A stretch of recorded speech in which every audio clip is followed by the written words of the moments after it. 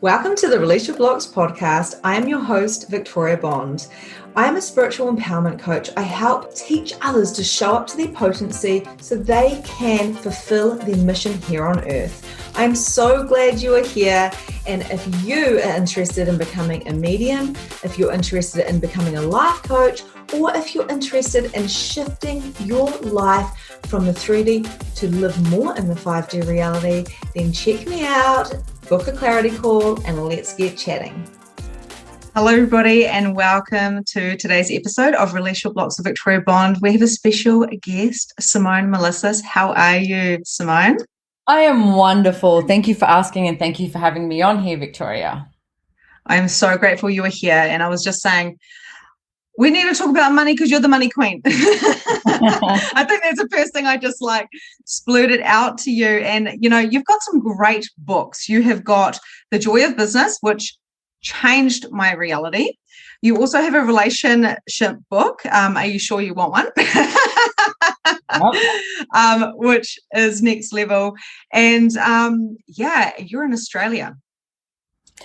Yeah, and I've also got the second book I wrote was Getting Out of Debt Joyfully, which is funny that you say about the money, and that's the book that you missed out. So yeah, and I like that you say that I'm the money queen because can I tell you, I ignored money and I did everything I could to push it out of my universe, push it out of my reality, and hence I ended up being I was 187,000 Australian dollars in debt. And when I finally looked at it, I was like, oh my goodness, it's like I need to do something different here. And that's when I started using the Access Consciousness tools to change my financial reality, which led me to writing my second book, Getting Out of Debt Joyfully, because it was like, you know what, most people try and create money or get out of debt with this hardship that it's like, oh my God, this is going to be the hardest thing in the world. It doesn't have to be. You can create it to be easy. And so then hence wrote that book. And now, yes, you are correct. I like that you nicknamed me the Money Queen. I have money. I have a much better relationship with money. And I'm also in constant question of wealth creation. Like what else is possible, but not making it about money at the same time. Well, wealth is completely different, isn't it? Like wealth is, we're not just talking about how to get to the 10K months or 20K months, 100K months or whatever it is, and getting to those so-called goals, also known as targets. It's more about going, well, how can we embrace and embody wealth? And that's exactly what you've done. Yeah, look, the difference I would say too between wealth and riches, let's use riches, is that, people with riches, it's like they pretty much calibrate their success by the amount of money they have in the bank account or, are they traveling first class? What sort of car do they drive? How do you get around? Whereas someone with wealth can have no money in the bank account. They can be walking, they can be getting a taxi, they can get a train, they can get a limousine, they could fly a jet, they could get first class, economy, whatever. Wealth is a state of how you choose to be in the world. And for me, it's never, ever giving up, what you know is true for you and being in, not functioning from the limitations that you've decided are real and coming out of judgment of you and knowing that you have you no matter what. No one can take that away from you. That's a sense of wealth.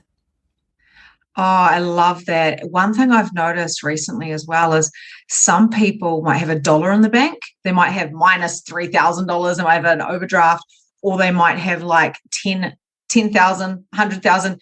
And their mentality, their mindset, their money mentality is all the same. And that is the thing that I've been really fucking interested in recently. I'm like, holy shit, this person's got 10,000 because I'm a coach. So obviously I talk a lot about money and stuff because it's a part of, it's a part of everything. And I'm like, oh my gosh, so these people got this money, this people, this money, blah, blah, blah. And I'm like, but there's the same mentality. It's this limitation that I'm seeing with people and their money realities. Yeah, well, look, you are so correct. And I did a session, it was quite a few years ago now, and I'm doing a private session and the guy goes, I'm like, what would you like out of this session? And he brought up money. And I was like, okay. So I started talking and I went to the assumption that he meant I've got no money. And I started to talk about some money stuff and I was like, so, and he went, he said, let me stop you for a second. He said, I've got like 300,000 in my 10% account, which we can talk about 10% account, which means that he's making a shitload of money. And he went, but I've noticed that I've plateaued. And I was like, ooh, this is going to be fun. This guy who's making a lot of money, but he's acknowledging and recognizing that he's plateaued. And that is something that I think is one of the greatest limitations that we create, is like you're saying, whether you got $10 or 10,000 or 10 million in the bank account, you get to this stage. And I was looking at this recently for myself, is where you sort of get comfortable. So you go, oh, okay, that's it. And trust me, it's so not about money. It's like money has not been the driving force for me to create. It never has. And for most humanoids, which we can talk about that too if you want, it's not the driving force. It's like we create because we desire to create. The piece that I would like people to have more freedom on is the willingness to actually receive money with it, like, and to have fun with money, and not as soon as you get it just to go, oh, how quickly can I get rid of this? What can I spend on? What bills do I have? Who can I give it to?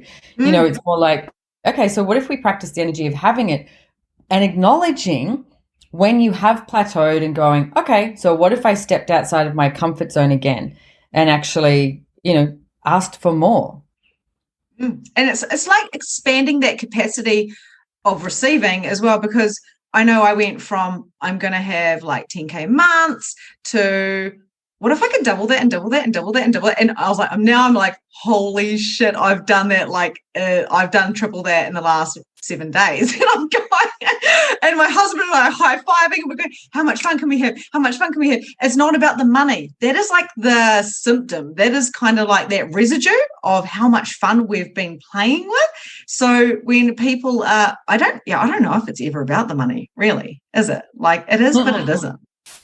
Look, this reality sort of projects at you that it should be about the money and you should look at all of that. But if you take a moment and look at your entire life, it's like when you chose something for money, did you crash and burn? Did it work out to be something greater? Or when you chose something because it was fun, like you said, you know, because it brought you joy or any of those things, did money end up like coming along for the ride? Like that's how it works. It's like joy. Most people think joy follows money, but it doesn't work like that. Money follows joy.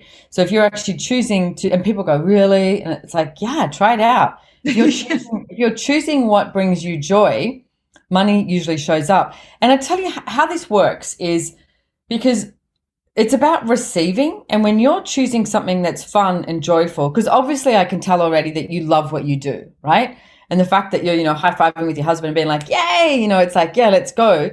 And it's, if you're doing coach work, and it's like for myself, facilitating access consciousness, it's the joy is when you see someone change and when you see someone get something and they're just like, yes, that, you're like, oh, you can't put a price on that.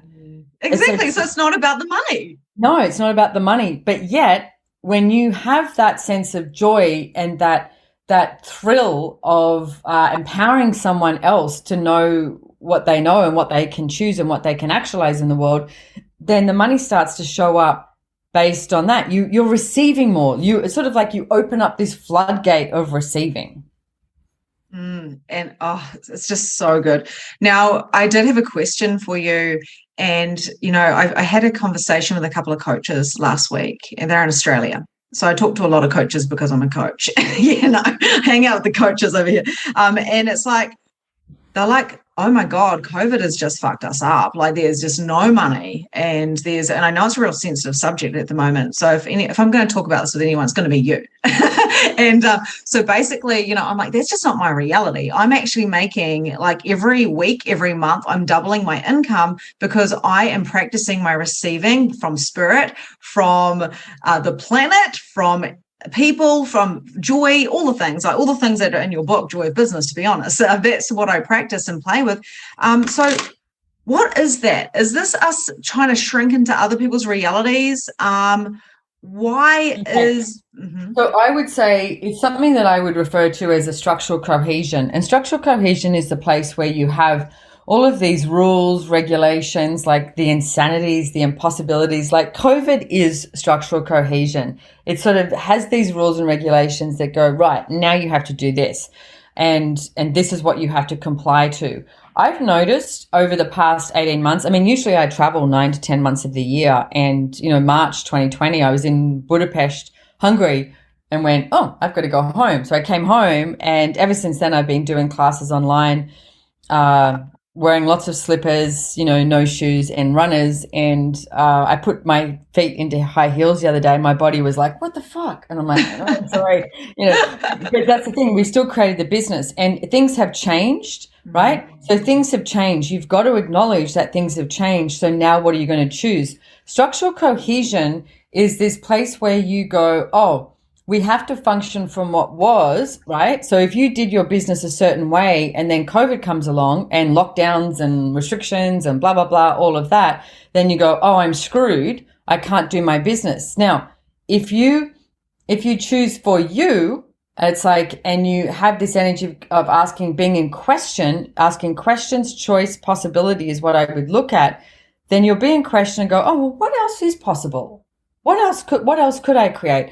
Like there's a business, a restaurant up here called Some Young Guys. It's 3 of the guys who were on MasterChef a few years ago in Australia, and great restaurant, great food, amazing. Okay, so COVID comes along, boom, they have to shut their doors. What they ended up doing was they got grants from the government for all their staff, so the staff are handled, and the 3 of them went into the kitchen, and they would cook, and they came up, like it's a Thai infusion sort of thing. It's making me hungry. And they would have all these different sauces, and every Friday night, you'd have chicken curry. You could drive by and you could pick up your chicken curry, but they'd make all these sauces, and they were delivering them to the seafood places, the butchers, like all the local places around here. So you go buy your meat because it was essential, and then you could also buy Some Young Guys sauce. So they actually expanded their business during COVID. They've now moved to a different premises that's bigger. So they expanded it because they were willing to be in question and go, okay, I can't function as I did. Now what am I going to choose? Like there's a brewery, a boutique brewery that we have close by. And, you know, they were selling to all the bars and blah, blah, blah. Obviously the bars are shutting down. So they opened it up to drive-through at their brewery. So you could go drive-through and you could buy cases. And then they also opened it up to delivery because it's considered an essential item. Then they could deliver the beer. Now, I never knew that this beer existed before, but now I do. So I see, as yourself, there's some businesses who have flourished and then some businesses who have not. And I'm sorry, but it's a point of view. I know people are going to say, oh, it's because of XYZ of the business. No, it's a point of view. Like one of the things, I own an antique shop, Antiques and Possibilities in Bridgeon Beach. We have 2 shops in Brisbane. Now, they're an antique shop. You walk in the door, you look around, you purchase, okay? So anyone would go, that's a retail shop. Now you've just lost sales. Well, we started doing online shows. And doing these little online shows that have created like worldwide customers. Not just who's walking by in Bridgeon Beach or in Brisbane, but that's being in question and going, okay, what was does not exist anymore. You've got to get that. What was does not exist. We are not going back to anything. So what questions can you ask and be in business that would allow something different to show up? Like start receiving. Obviously, we're talking about receiving today. Start receiving the different possibilities and like go for it. It's like, what's the worst thing that can happen if you choose something? It doesn't work. Okay, you stumble, fall, get back up again. Yeah.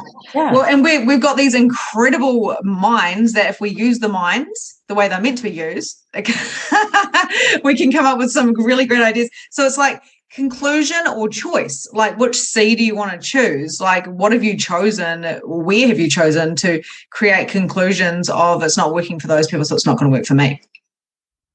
Yeah, and that's the structural cohesion of this reality where you become cohesive, like you work in cohesion with, oh, it's not going to work. It's not going to work. All that doubt, all that fear, which is definitely being perpetrated upon us, like, you know, that we're actually screwed. And it's like, well, we're not. It's like, I know more people who are having huge amounts of success right now than not.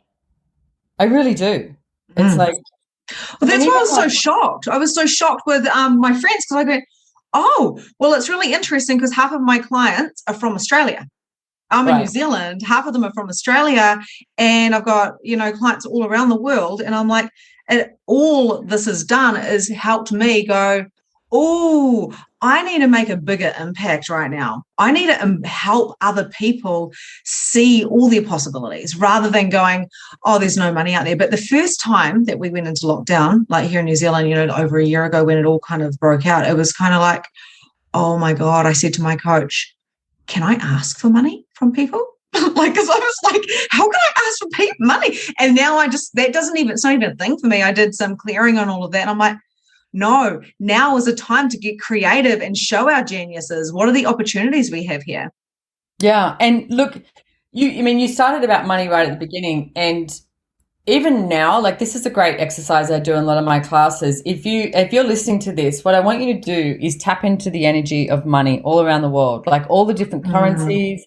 It's like all the money, all the things that have intrinsic value, like gold, silver, platinum, all of that. Okay. Now, if you look around the world at all the money, and it's like, is there a lack of money, or is it that there's people that are choosing a lack of money? Like, money hasn't dissipated. It's just the pot has been stirred, and there's a whole lot of things coming to the top, and some are floating and some tipped over the pot and whatever. It's changed it up. It's not so linear. Like, you might have earned money from, working Monday to Friday, 9 to 5 or something. Although I hardly know anyone who works Monday to Friday, 9 to 5 anymore. That's not our world that we live in. Certainly not you. No. So it's been stirred up, but it's like, it's your point of view that creates the lack of money. It's not lack of money. Money is still in existence. Money doesn't judge. Money isn't saying, I'm only going to go to this person or not, but it will show up when you're choosing that joy. Money does not judge people. So why do we judge money? Changing that money mindset is massive. So when people are getting triggered about money, so some of my clients, one of my amazing clients said, hey, Victoria, I've just got to say this. When you talk about money, because I talk about it a lot because I really like it, she's like, it really, really triggers me. And I was like, well, that's a good thing. We can work with this. So people are getting triggered at the moment. Do you just literally invite them to ask those questions? Okay, I'm going to give you some hard tools here, okay? Hard tools, like it. Well, some pragmatic tools, because what occurred for myself is, like, when I created myself to be so much in debt, I didn't want to talk about money. I didn't want to enjoy it. I didn't want to, even to the point, like, I remember going to India and doing business, and I looked around and I was like, my God, the poverty that people live in, like, which was a judgment. I was judging them, definitely. And then I came home and I remember, like, wearing, bindis on my head and long skirts. And I was like, I'm not going to wear shoes anymore. And, did this whole hippie thing. And then I went, this doesn't really work in Australia, like walking on it wasn't creating anything greater. And I was like, what am I actually asking for? But I did so many things to try and refuse money. So when I acknowledge that, and if you're listening to this and it sounds even similar to you, start putting money in your face, okay? Ooh. And then, like, there's really some pragmatic tools. So here's what I'm going to show you is what I put on my phone, okay? So for my text message, this is what I added. Cost me $4.99. This is what I did. Hang on. Do you know what that is? Yeah. It's the cash counter. Uh-huh. Okay, so I did that for my text, right? And then as my ringtone, I did this. I love it. Money. Okay. So because I knew I had to put money in my face. So can you imagine, like, you're sitting around with friends or you're in an office or something like that, and then your phone rings and it's Pink Floyd's Money, or your text comes and it's a cash counter. People judge it. And I was like, I need to change my point of view around money. So I did that. And then what I would also do is every night I had little Post-it notes and I'd have them on my mirror. And every night as I was brushing my teeth, I would destroy and uncreate everywhere that I had uninvited money today. Because we invite money to come up. We ask for it all the time. But then it's so quick. Like, a car drives past and you go, oh, I'd love to have that car, but I could never afford it. Well, you just uninvited money. Like, the universe hears you and it listens. So you say, hey, I'd like more money to show up. But what action can you take today that would get you closer to that, right? So I did that. And then two things that I really did that worked for me is, and I heard these tools with Gary Douglas, the founder of Access Consciousness, and Dane Here, the co-creator, in a class talking about these access consciousness tools with money. And I was like, oh, here we go again, literally, blah, blah, blah. Here we go. Here's the tools with money. And then I sat there in the audience going, hang on a second. Every other access tool I've used has worked. So why wouldn't I use these? But I had the point of view that they won't work for me. And then I went, okay, I'm just going to grab some of them and see what changes. So one that I did was carry an amount of money around with you that you perceive a wealthy person would carry. So I had a little purse and I put $1,000 in there, and I actually had Kiwi dollars, Australian dollars, Canadian dollars, US, and pounds, because they were the 5 countries that I was traveling to a little bit. And I had that money in there, $1,000, and I carried it around with me and have absolutely, like, don't spend it. It's not to spend, it's to have money. And I was like, this makes no sense. But as I lived my life, I realized that the energy changed for me because I always had money on me. So it was a tool for me in practicing to have money. And then the second tool that I used was 10% account. This absolutely made no sense to me, because when I finally worked out how much money I owed, and it was 187,000 Australian dollars, I was like, and now I'm going to use this tool. I hated this tool. But what I also knew was everything that I'd been choosing wasn't working. So it's like, Einstein talks about, the definition of insanity is doing the same thing and expecting a different result. And that's what I was doing. So I went, okay, I need to destroy and uncreate everything and the way I am with money. And now what could I choose? Like, if I was choosing my financial reality today, what would that be? What could I choose? So this tool of 10% account is every single dollar you earn, you put 10% away. That's for you in your honor account. So you earn $1, you put 10 cents away. And I owed all this money and I went, this makes no sense. Like, I was like, oh, I feel like I'm being horrible to these people I owe money to and all of this. But I also knew I had to do it. So I set myself an alarm for 3 months and I went, do it for 3 months and see if something changes. So I did. I'd earn $100 and I'd put $10 away just for me. And at the end of 3 months, I looked at my finances, and it wasn't as though I had this huge amount of money sitting in this, I call it an honor account. It wasn't though I had this huge amount of money, but what I noticed was I didn't have this desperate in my world of how am I going to pay the rent, or when bills come in, I don't have the money. There was more of a flow and an ease that I had with money. And money was being in my face. Like I said, I had these ringtones and all of that. So I practiced having it right here. Like, I even used to drive my car and I'd say, that movie with Tom Cruise or whatever, I'd be like, show me the money, and just yell it out, because it's like I had been ignoring it. So rather than ignoring money, it's like, how do I have money in my face so I can actually start receiving it? So that tools that worked for me. It becomes familiar, because it's just like going out for lunch. When I was a little girl, I think we went out once or twice. Now it's very normal. I love how you said that, because I've actually got a whiteboard next to me and I've been asking for cash. I was like, oh, damn it. I took my eye off the money in my wallet. Now there's nothing left. So I've been asking for it. And within the last week, I've had hundreds of dollars. I've got hundreds in my wallet given to me in cash. And I've got an online business, so go figure. And I put money up on the whiteboard. So I put like $100 note, a $20 note, a $5 note. And it's not there anymore. But I was like, oh my God, we don't look at money. We don't look at it. My mum was like, someone's come, I'm going out, so I better go and put my wallet away because it has $20 in it and lock the house. So we lock it away because it's like we're scared someone's going to take it away from us as well. So I love how you're saying, make it really familiar. Also on your screen, I don't know about you, but I've got the amount I want in a year, the amount I desire with a big plus next to it. I got the exact same amount of money that I put on my screensaver last year. Nice. I like that.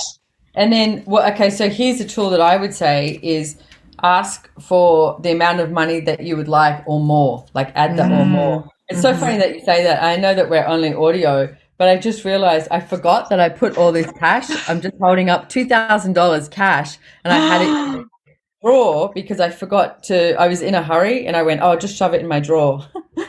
Rather than put it anywhere. So I love that you said that. You just reminded me. And you're in New Zealand. You've got beautiful notes. In Australia, we have beautiful notes as well. So does Canada. So does I love the euro, the 500 euro note. I mean, 500 euros, I think, is about 800 Australian dollars at the moment. And it's like, that's in one note. It's like, that's incredible. And if you don't know it, it's like, familiarize yourself with it. Like, Google it or something. We have beautiful money. And like you said, if you touched it, you felt it.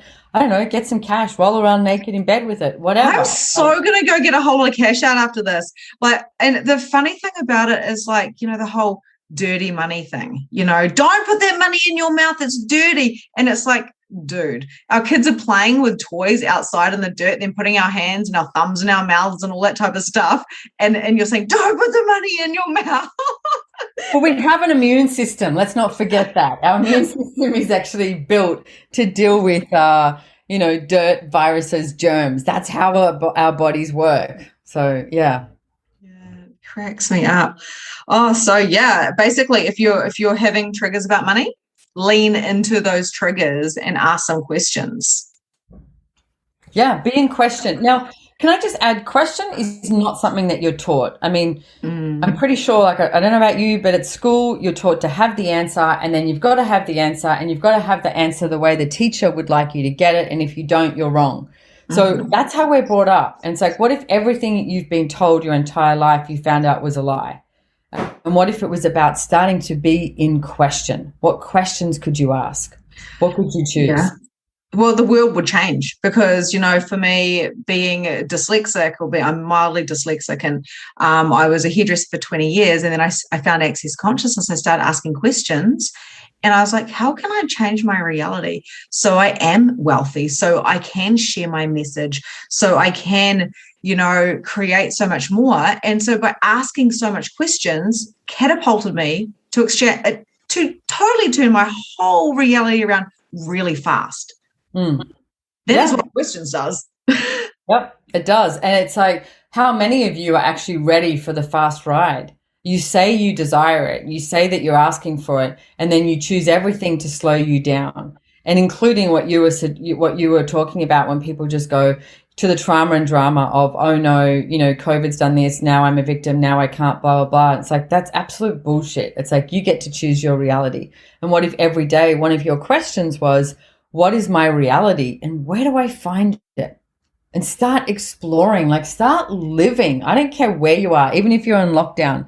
It's like, start exploring. It's funny, we came out of lockdown on a couple of days ago, and I haven't left the house. It's like, I have this great gym downstairs and everything as well, though, and I've been working a lot, but I have the choice. I can leave the house.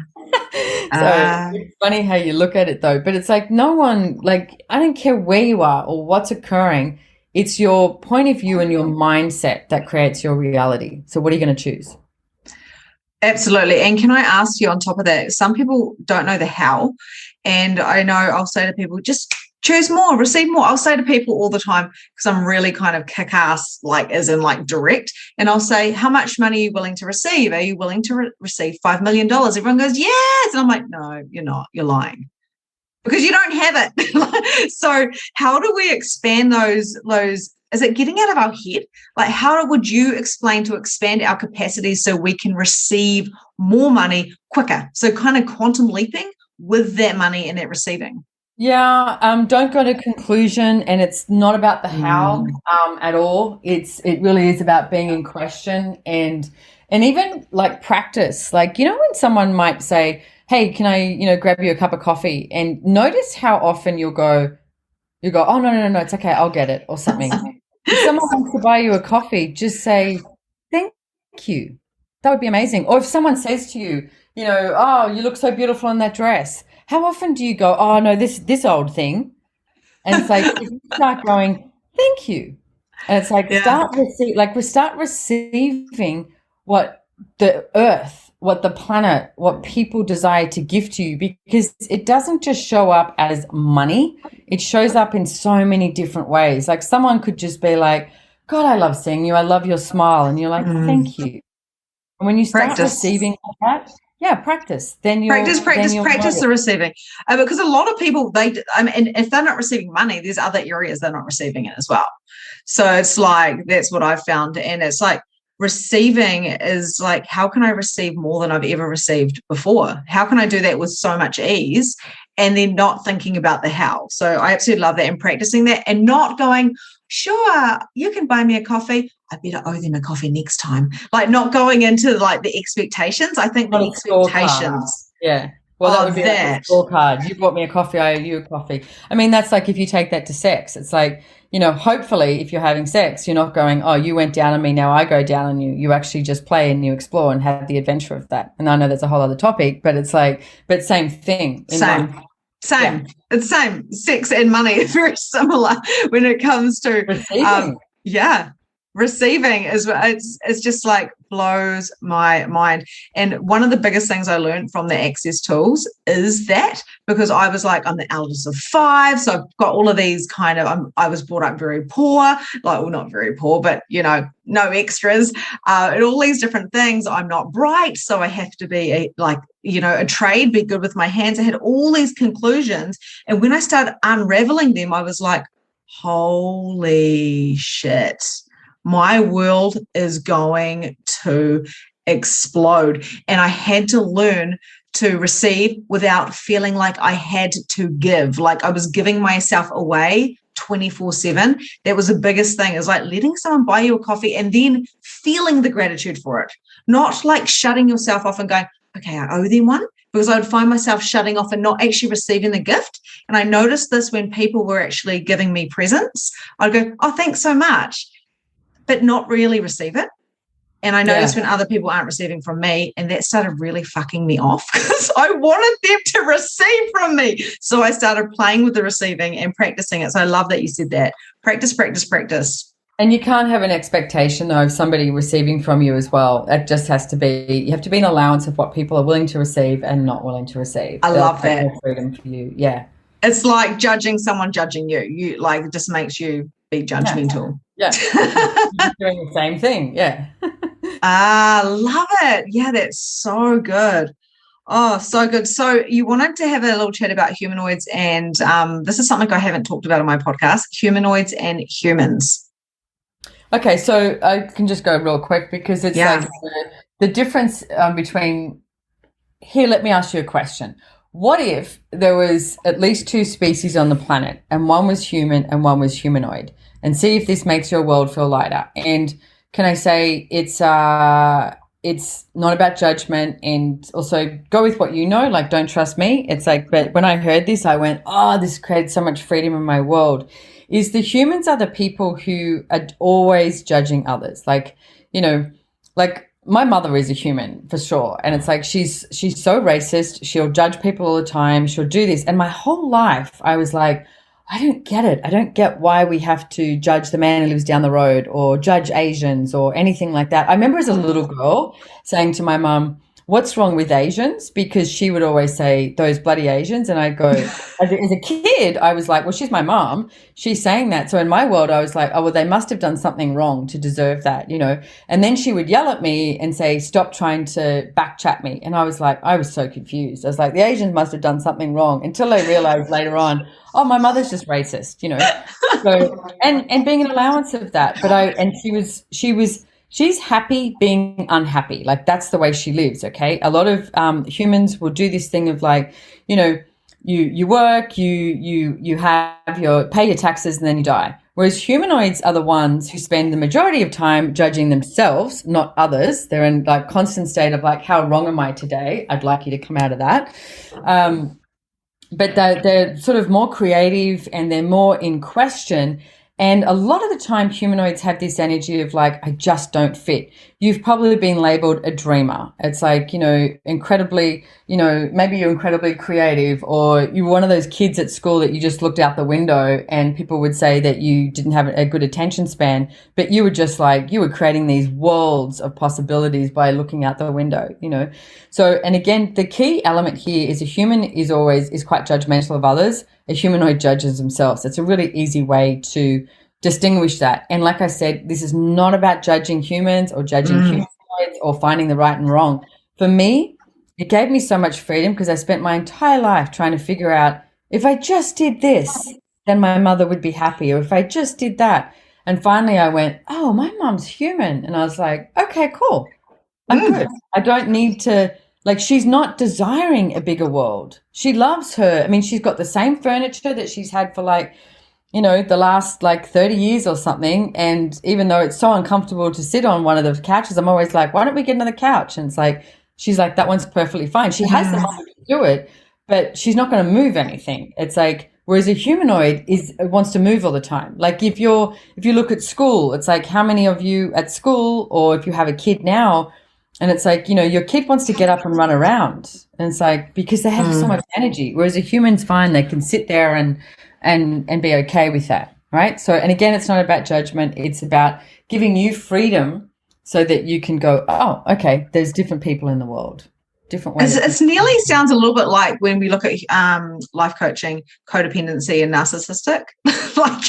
like if you like the humans, it sounded like they're kind of like me, you know, it's about, I know what I want, I'm right, which is kind of more narky. And I don't know if I'm going into judgment here. So, but the codependents are more like, oh no, did I do something wrong? So it's kind of interesting. I wonder if that's it would hold a little bit of that. And I would say too, it's more like cows and horses. Like you can't make a cow be a horse. You can't make a horse be a cow.